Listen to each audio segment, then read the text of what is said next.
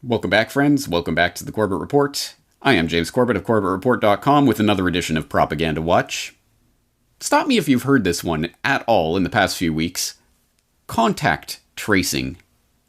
I'm willing to bet you have heard about contact tracing in the past few weeks. I'm also willing to bet it is a term that you have never heard before in your life prior to the last few weeks. Something to cogitate on, and I have a remarkably profound but remarkably simple observation about that coming up for you. But for those who have somehow managed to miss this term, contact tracing, and its definition, well, why take it from me? Let's take it from the Clinton Global Initiative. One of the elements, key elements, in your plan to be able to reopen California, and I liked it, by the way, because you didn't overpromise. You didn't promise you could do things you couldn't, and you made it clear that unless you could do it without more people getting sick and dying, it couldn't be done. But one of the things that you have to be able to do is to track people who are positive. Where were they? Who were they in contact with? How can you hem up any recurrence of this? Massachusetts has recently announced that they're going to try to build a statewide tracking program, and they've asked Partners in Health to run it for them. And they're one of my partners in the work we've done in Africa, Haiti, and other places. But where are we going to get all these contact tracers? Should we have, like you did with California did with the Conservation Corps of young people? Should we have a contact tracer corps, even if we call it something more elegant?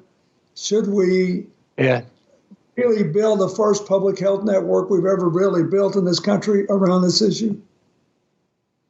I think the answer is absolutely yes. And I love the Massachusetts example. We were able to learn from them. We're all sharing best practices in real time.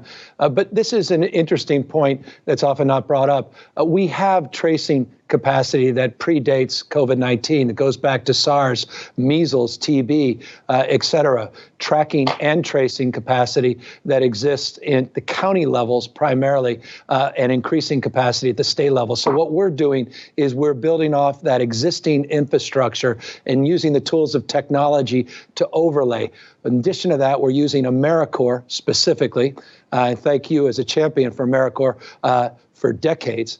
We've been able to take advantage of that workforce. Obviously, our Conservation Corps, what we have now is called Cal Volunteers. In the spirit of Sarge Shriver, we are asking people, thousands of folks, to be part of this new corps, to get trained and to help us with the tracing, because you're absolutely right.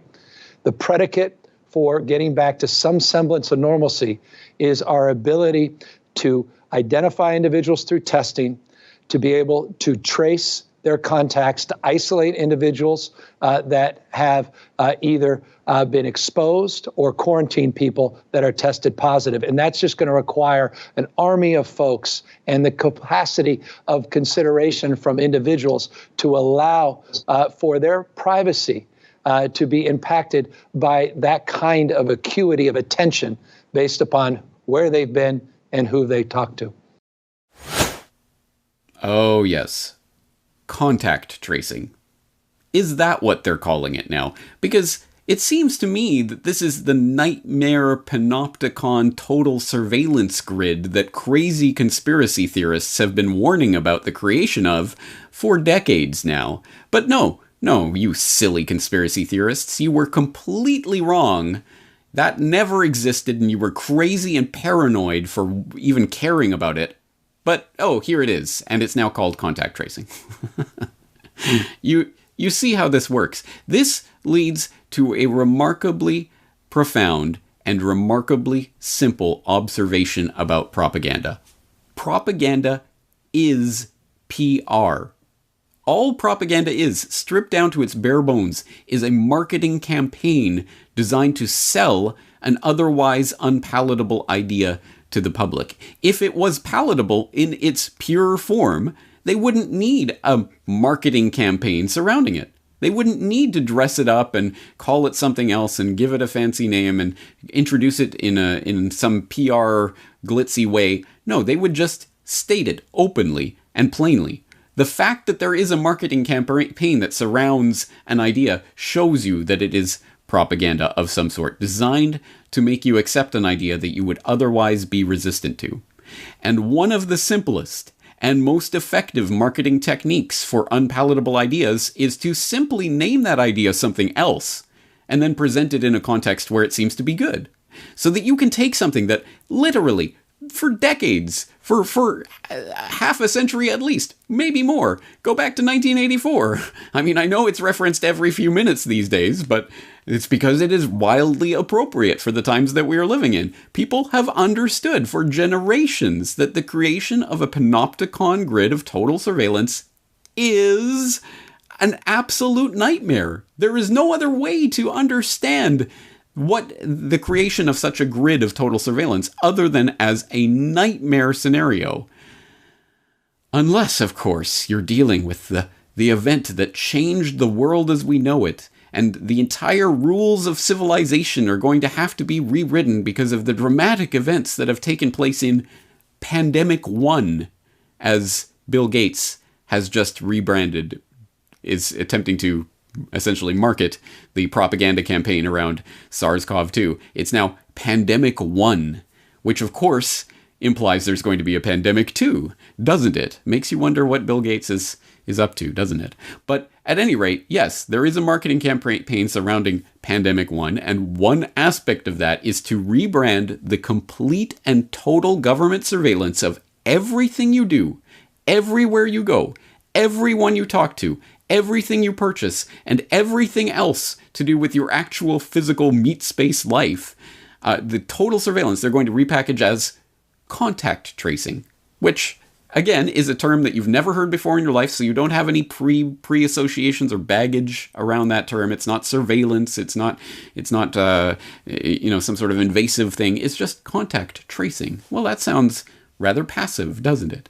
And of course, it embeds with it a million pieces of very, very worrying data, doesn't it? So, yes, the Clinton Global Initiative is just one of many, many outlets that is trying to introduce this idea to the public discourse right now and framing the way that those words are being introduced to the public. So I would invite you, just as an experiment, just type the words contact tracing into a news search, any sort of search or news search that you tend to use. Just type those words in and read some of the many, many entries that are coming out right now, some of which are saying, well, lawmakers have some concerns about the ways that contact tracing could be used by the big tech companies because they might not respect your privacy. But of course, that's coming from the government saying, don't worry, guys, we're the good guys. We'll totally be trustworthy when it comes to tracking and tracing everything you go, everyone you meet. Don't worry, we can be relied on. It's just those big tech guys that aren't, I don't know about them. Of course, they're in the back pocket of the government, and government's in their back pocket anyway. It's all one big corporate fascistic stew. But let's disregard all of that, and let's make the debate about who should be entrusted with all the data about everywhere you are going at all times of every day. And only for the duration of the crisis, right? Because they will never, ever again use this fear of some sort of new contagion to flip the switch back on and to re-enable all of the controls that they are putting in right now, right? Oh, of course, that is exactly what is going to happen. Powers that are taken by the government, as we should all know by now, will never be relinquished. They will never give up on this complete and total surveillance of every person in the population at all times once it has been put in their hands. And you would be an absolute naive simpleton who fell off a turnip truck yesterday if you believe that to be the case. So, that being established, yes, I will direct you to that full video of the Clinton Global Initiative University combating the COVID-19 crisis, which has a lot of nuggets embedded in it. But I will specifically point you to contact tracing with the Clintons, which is an example of just some of the choicest nuggets about contact tracing that are embedded in that longer 4-hour video. This is a 7-minute video that was put together by Corbett Report member Camille at Please Stop the Ride. I hope people will check out that video and just get a sense. I mean, I don't think you have to be particularly conspiratorial to be creeped out by the things that people are saying in this, and the incentives that Clinton and others are openly saying should be in place. We should be creating an army of contact tracers, and this will be a great boon for employment. We can employ lots of people to snoop on the movements and activities of every other person in their country, and it'll be great. And all of this, I cannot see how you would not process that as some sort of creepy thing. But again, they're trying to market it to you with this new term, contact tracing, that you don't have any baggage associated with. So here's my suggestion, just one humble suggestion, is one thing that you can be doing to truly actively counteract this propaganda, which is to reject it outright. I call on people out there who are listening to this and who are equally creeped out by the total surveillance state that is being put in place. I call on you to never, ever use that phrase again. Do not refer to this as contact tracing. Just refuse it. And I haven't put a great deal of thought into this. I'm sure there are greater marketing minds out there than mine that can come up with a better idea. But I think, why not use something that we all can understand as creepy Orwellian, total police state surveillance grid? Why don't we call it, say, instead of contact tracing, why not call it Big Brother surveillance or something along those lines? Or just say Big Brother. Just refuse to say contact tracing and just replace it with Big Brother. So, for example, if we were to re-engineer the contact tracing conversations that the Clinton Global Initiative is hosting with more accurate language inserted, it might sound something like this. We need Big Brother agents in the hundreds and hundreds of people, right? You take the test and then you Big Brother back all the contacts. It's never been done on this scale before.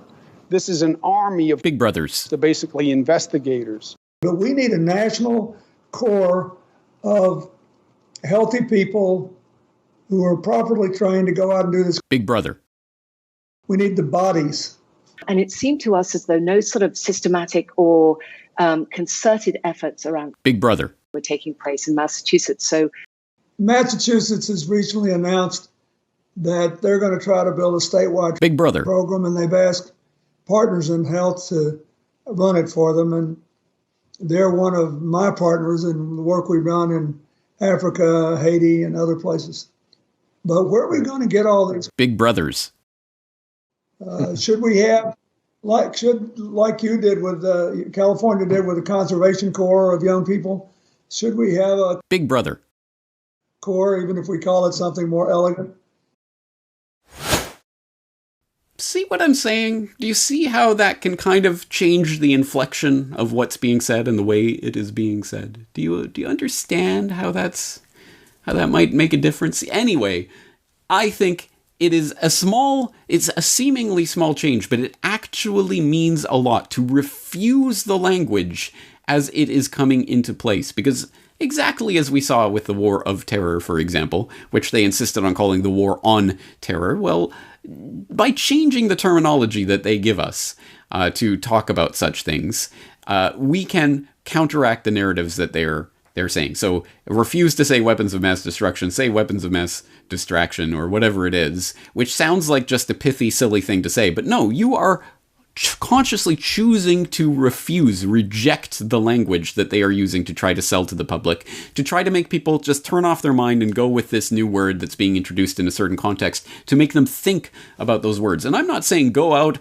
and start preaching and evangelizing to people, no, you must stop saying this. No, just you personally refuse to use the word contact tracing. And anytime it ever comes up in any conversation with anyone you have, just insert Big Brother or whatever phrase you think is more appropriate, and just do it. Just don't even think about it. Don't even make a big deal about it. Just do it. Just refuse to use that terminology.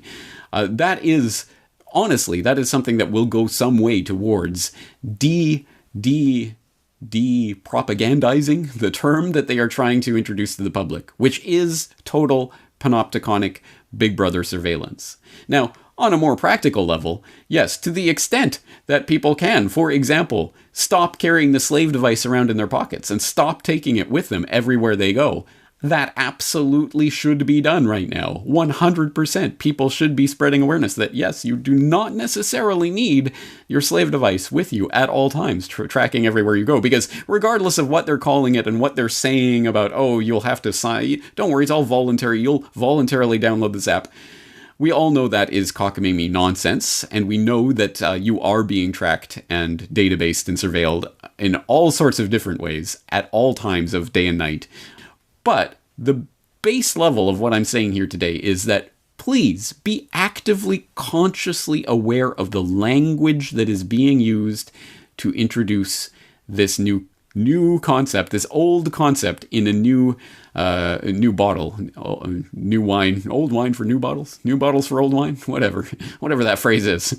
You get the point. It is something that we already understand in one context as being horrible, and we are being asked to accept it as wonderful in this other context because it's been given a new name and a new twist. Refuse to go along with that twist. That is important to maintaining your cognitive freedom, which is the base level of any freedom that we may or may not have. And so I will put that out there. And if there are greater marketing minds than mine out there in the audience, you suggest your own term. Personally, I don't think, again, like everything else, it should be decentralized, and I don't think we're all going to agree on one term that everyone has to use for this. But at any rate, just refuse to say contact tracing. Just refuse it outright. And I think that is an important step. And not just contact tracing. I hope you understand. This is a general point about propaganda in general. They try to introduce terminology into our lives. They try to insert the words by which we can describe certain phenomena, and that in some way structures our reality. An exceptionally profound and important point, but exceptionally simple when you break it down to contact tracing? No, that's Big Brother. Anyway, that's the thought for the day. I hope it is a useful one. As always, I'm going to be here day in, day out, busting out information on this unfolding crisis as it comes. I hope you'll be there to join me for it, not at any controlled social media platform, but at corbettreport.com. Looking forward to talking to you again in the near future.